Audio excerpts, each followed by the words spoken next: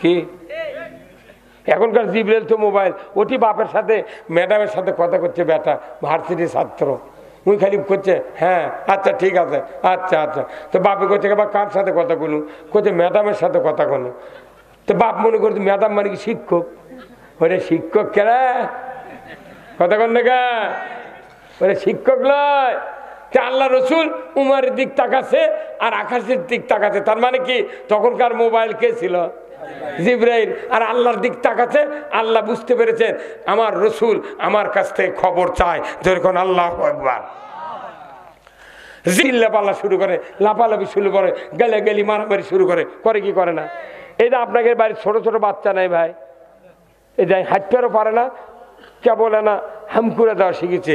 এই সলুক যে শীতের দিন সকালবেলা হাত পাও ধুয়ে দিয়ে সরষের তেল দিয়ে মাও যদি পশমির জামা কাপড় পরে দেবেন লাগে, দেখবেন একা একা যদি পরে দেবেন লাগে, পায়ের একটা ঠ্যাং দিয়েছে, ওই পা মাটিরটাই পা আলোক করছে, চারবার করে দিচ্ছে। যখন হাফসা গেছে মাও, তখন ছোলের বাপক ডাকিচ্ছে, নইমের বাপ এনা আসেন তো, তখন আপনাকে ডাকেছে, আপনি যা ছোলক ইঙ্গে করে কি মাটি খাড়া করে দেন, আপনি কি করে একবার আলোক করে ধরেছেন, তোর পাও মাটি না পায়, কথা বল না, ইঙ্গে আলোক করছেন বগলের তল হাত দিয়ে। তখন আপনার স্ত্রী জামা পরে দেছে, আবার পশমির সুইটের গাওয়াত দিতেছে, দুধ যখন দেছে ওই শোল বুঝে পারছে কে রে আমি তো এত কান্ন, ভালোই তো শান্তি পাচ্ছি, তখনই ঘুম আসে।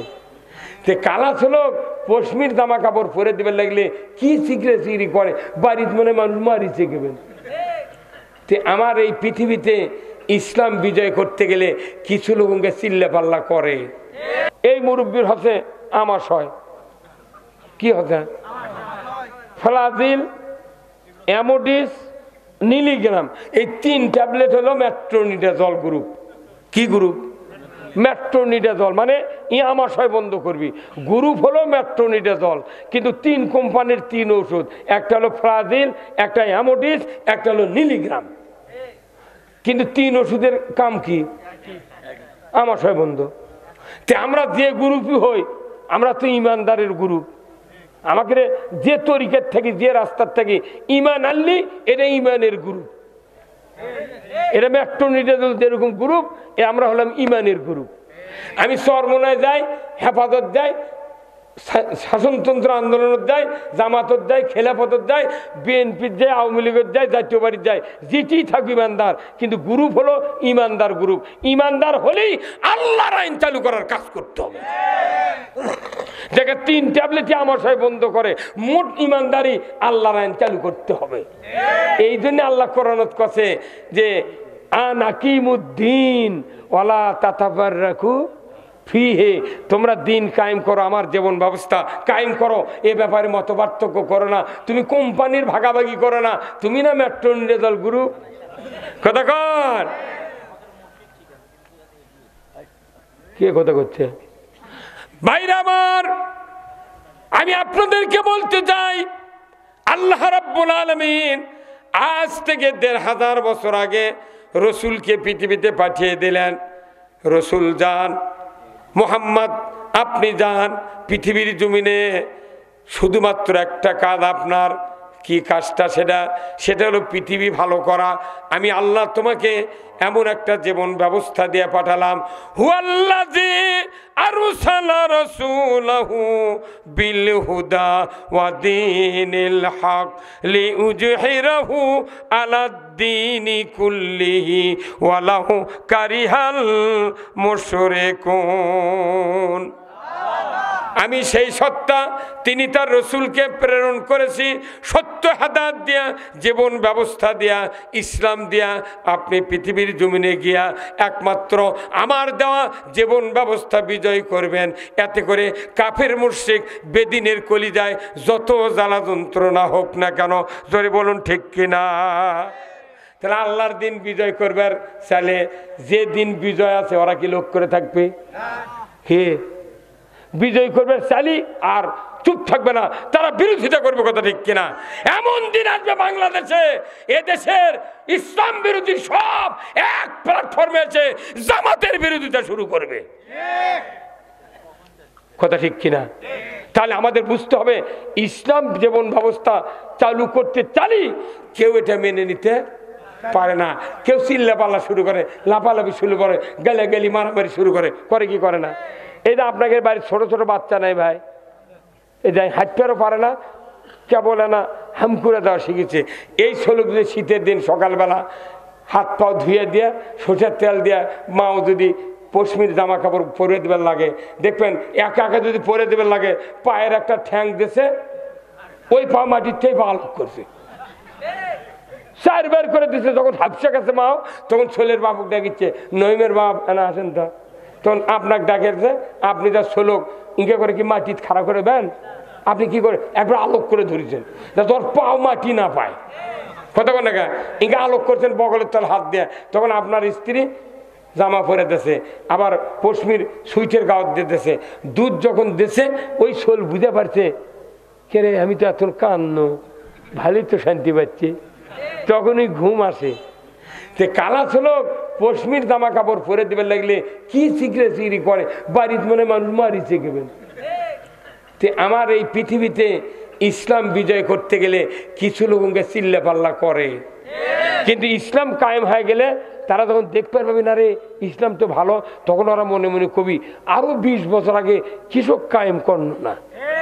কতক্ষণ না, ইসলাম এমন একটা জীবন ব্যবস্থা যেটা এক শ্রেণীর লোক সহ্য করে না, আগেও করেনি, এখনো করবে না, ভবিষ্যতেও করার কোনো কি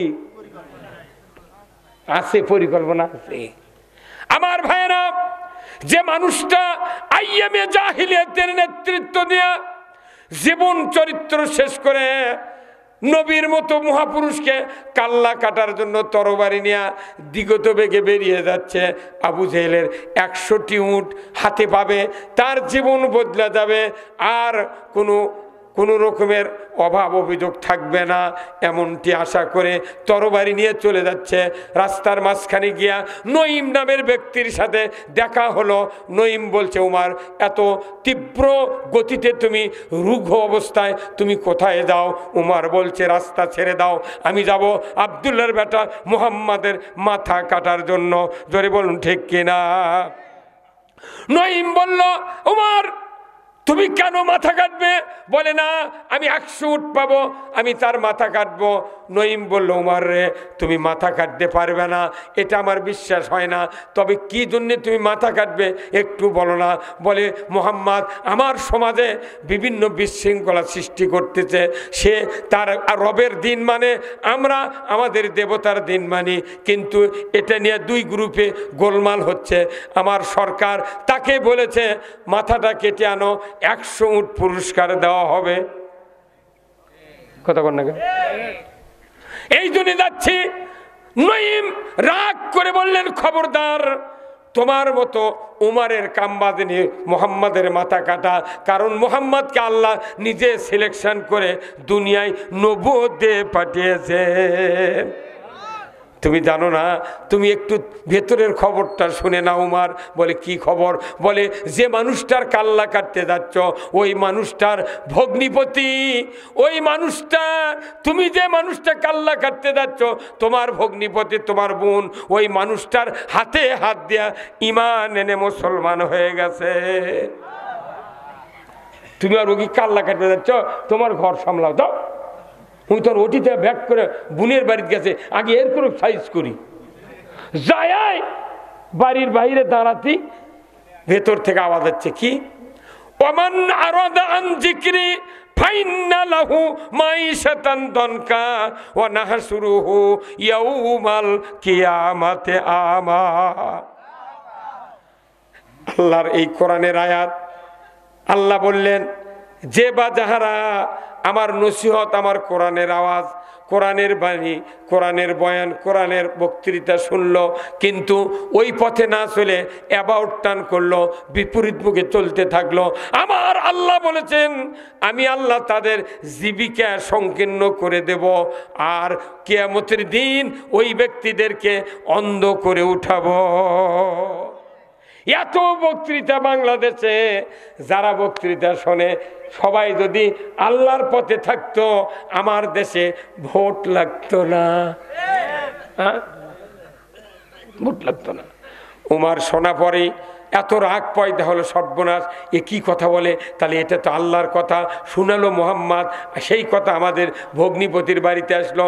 উমার ফারুক রাগ করে ভেতরে ঢুকে সাথে সাথে বোন ভগ্নিপতিকে ও তরবারির পিঠ দিয়া আচ্ছাতরে প্রহার করতে শুরু করলো। প্রহার করতে করতে এক পর্যায়ে তরবারির আঘাত ভগ্নিপতির মাথায় লেগে ফিনকি দিয়ে রক্ত বেরিয়ে যাচ্ছে। ফাতেমা বলল, ও ভাই রে উমর, উমর, আমাকে তুমি মেরে মেরে শহীদ করে দাও, আমার স্বামীকে তুমি মেরো না। দেখো না মাথা ফেটে গিয়া ফিনকি দিয়ে রক্ত বেরিয়ে যাচ্ছে, তোমার কি দয়া হয় না? আমার স্বামী যদি মারা যায়, তোমার বোন আমি বেদবা হয়ে যাব, তোমার কি দয়া হয় না? উমর যখনই রক্তের দিকে নজর করেছেন, সাথে সাথে আল্লাহ তাআলা উমরের কলিজার ভেতরে মহব্বত পয়দা করে দিয়েছেন। উমর বলল, বোন রে, ভুল করেছি, কি পড়ছিলে তোমরা, একটু আমার হাতে দিয়ে দাও। উমর বলছে, না, আমার হাতে যে খণ্ড ছিল এটা কালামুল বাশার, আল্লাহর কালাম, এটা যে সে মানুষকে দেওয়া যাবে না। তুমি তো নাজাসাত, মুশরিক, তুমি অপবিত্র, গোসল করো, পবিত্র হও, তারপরে তোমাকে দেওয়া যাবে। উমর গোসল করলো, তারপরে খণ্ডটি দিয়ে দিল। উমর নিজে আরবের লোক, চোখ দিয়া ওই আয়াতটা পড়া শুরু করলো, ওমান আরদান জিক্রি ফাইন্না লাহু মাইশাতান দনকা ওয়া নাহশুরুহু ইয়াউমাল কিয়ামাতি আমা। একবার শুনিছে, একবার পড়িছে, তাতেই বলছে আর নয়, আমি আর এইভাবে থাকবো না, আমাকে নিয়ে চলো বিশ্ব নবীর দরবারে। জোরে কোন আল্লাহু আকবার। সেই ফুলেরই রৌশানিতে আরশ কুরসি রৌশান, সেই ফুলেরই নাম লেগে আজ, সেই ফুলেরই নাম লেগে আজ ত্রিভুবন জালা, সাহারাতে ফুটল রে ফুল। জোরে কন্যা মারহাবা। ওই ফুলের ঘ্রাণ লাগিছে উমরের নাকত। জোরে কন মারহাবা। উমর পরে কইতে, বোন লিয়া চলো বিশ্ব নবীর দরবারে। কে না, আমি ঈমান আনবো, আর এই পথে নাই। আল্লাহু আকবার। একবার পড়িছে, একবার শুনিছে, তাইতে উমরের মতো লোক কাল্লা কাট পেরদা ঈমান আনছে। আর আমরা বছরে 30টা তাফসীর শুনি, 52টা জুম্মার বক্তৃতা শুনি, 22টা মিলাদ পড়ি, কথা কথা, আর 14টা ইফতার মাহফিলের বক্তৃতা শুনি, তাও আগে যা শুনো এখনো তাই। কথা বলে রে বা, হ্যাঁ, তাহলে এইভাবে যদি থাকি তাহলে কি হচ্ছে গ্রন্থ? আমাকে না বুদ্ধি দেন। কাল্লা কাটপের দেয় একবার পড়িছে, একবার শুনিছে, তাতে ওর মগজ লড়ে গেছে। আর আমাকে যত কোরআন শোনে, কোরআন পড়ায় রে, মাদ্রাসাত কোরআন পড়ায়, পড়ানোর পরে ওটি আবার প্রতিযোগিতায় আরম্ভ করে, কেঙ্কা করে ইসলামের বিরুদ্ধে কথা কোয়া যাবে। কি লাভ? লাভ কি? ওই কোরআন আমরাও পড়ি, ওনারাও পড়ায়, ওনারাও পড়ে, কিন্তু আমরা যখন কই তখন করকে আকীদা খারাপ, আর ওরা যখন কয় তখন 2 বছর চাউল পায়। কয় না, কথা কয় না, হ্যাঁ? ওই কথা না যে মশহুর কইছিল, এক কালেমায় রুটি রুজিয়া, এক কালেমায় ফাঁসি। ওরই গাঁত বেঁধে গেছে। তুই ওরে বুঝিস, তুই গান বুঝিস? এই কালেমা একটা, এই কালেমা দিয়ে কেউ ভিক্ষা করিচ্ছে, আবার এই কালেমা পরে কেউ আবার জেল খাটিচ্ছে। তাহলে কথাটা তুমি বোঝেনি, কিন্তু উনি বোঝার পরেও উনি তুচ্ছ তাচ্ছিল্য করে মানুষের কাছে এই গায়ক এই কালেমাকে বেজ্জতি করার চিন্তা করতেছে। ভাইরা আমার, উমর ফারুক বোন ভগ্নিপতিকে নিয়ে বলল, এক মুহূর্ত দেরি করব না, নিয়ে চলো বিশ্ব নবীর দরবারে। আল্লাহর নবী আবু জেহেলের বাড়ির সামনে দিয়া তার বাসা, কয়েকজন সাহাবীকে নিয়ে বসে আছেন।